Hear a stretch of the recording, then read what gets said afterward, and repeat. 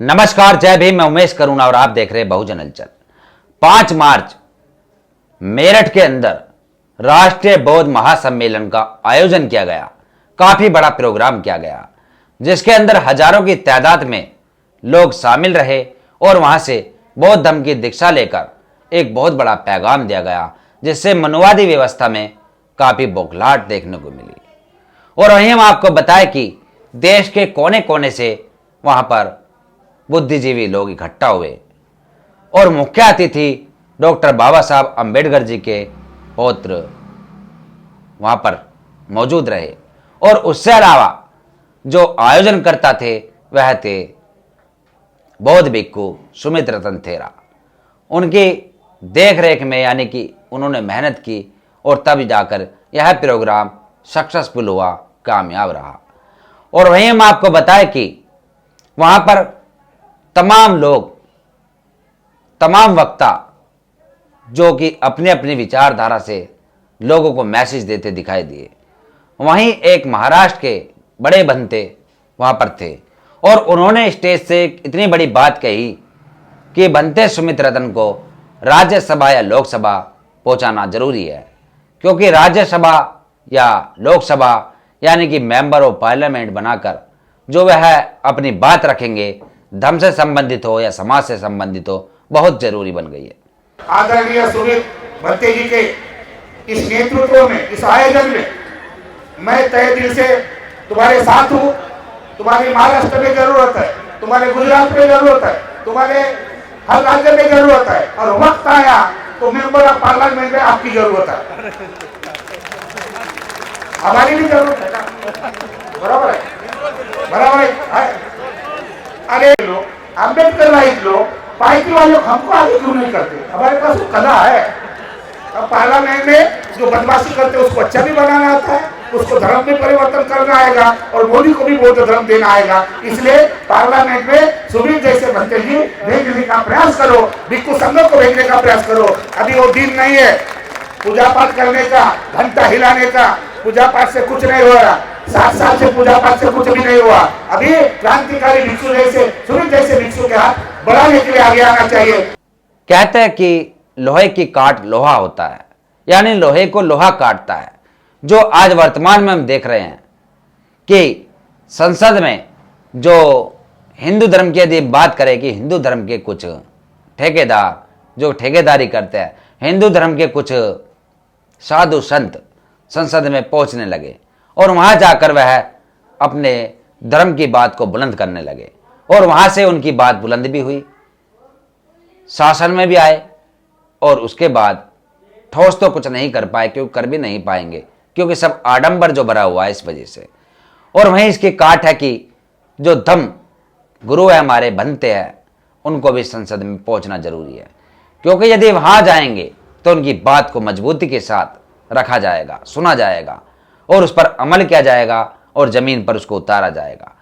चाहे उसमें धर्म संबंधित हो, समाज संबंधित हो, कोई भी बात हो, वह मजबूती के साथ उठाई जाएगी। और इस बात का समर्थन करते हुए तमाम जो बुद्धिजीवी वर्ग के लोग हैं, उन्होंने कहा, उन्होंने देखा कि ये बात बिल्कुल सत्य है, क्योंकि बनते सुमित रतन हो या उनसे अलावा और बनते हो, यदि वह राज्यसभा, लोकसभा, विधानसभा कहीं भी जाएंगे तो वह समाज की बात, समाज के हित में, और जो हमारा धर्म है जिसको बौद्ध धर्म बोलते हैं, बौद्ध धर्म कहते हैं, उसके हित में बात रखेंगे और इसको प्रचार प्रसार के माध्यम से इसको आवाज उठाकर वहां आगे बढ़ाने में पूरी भूमिका निभाएंगे। ये बहुत जरूरी है। और आप सुन सकते हैं कि किस तरीके से बनते जो कि महाराष्ट्र से आए हुए हैं, वरिष्ठ बनते हैं, वह अपनी बात रख रहे हैं सुमित रतन के पक्ष में।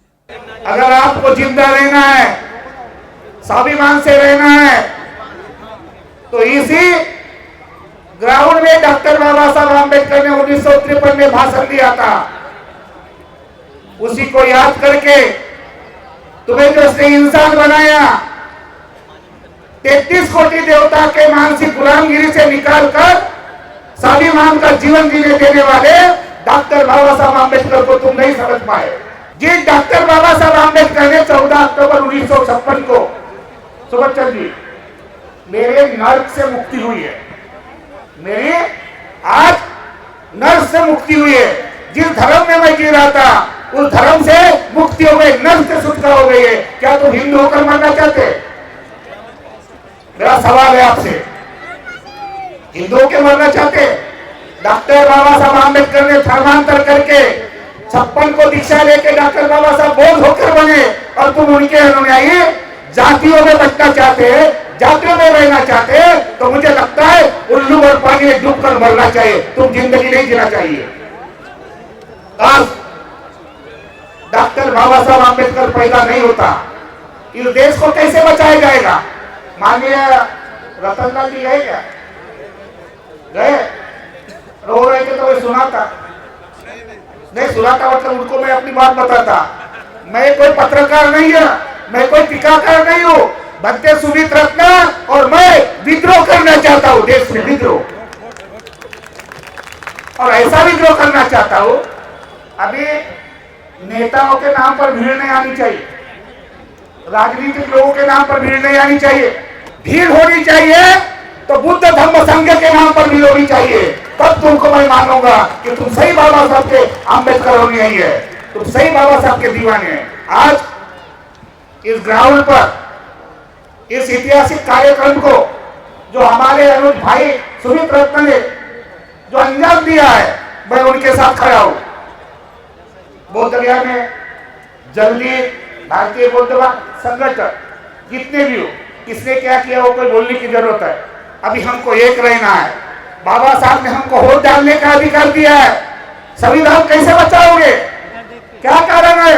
कैसे क्या नहीं करोगे? लेकिन संविधान बचाने का एक ही तरीका है कि डॉक्टर बाबा साहब आम्बेडकर ने तुमको एक मतदान डालने के लिए दिया। अगर वो वोट अच्छी जगह अच्छे प्रतिनिधित्व को देंगे तो संविधान भी बचेगा और इस देश को भी बचाएंगे।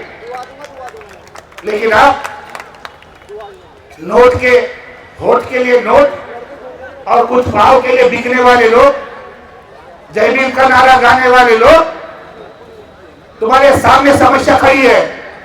इस देश में शांति चाहिए। बुद्ध डॉक्टर बाबा साहब आम्बेडकर ने संविधान दिया है, तुम्हारे संविधान में मूलभूत अधिकार है। इधर सुप्रीम कोर्ट के भानु जी है, आर्टिकल 25(2) की बात करो। हिंदू अलग, सिख अलग हो गए, जैन अलग हो गए, पारसी अलग हो गए, बौद्ध कब होंगे? बौद्धों की कब आइडेंटिटी होगी?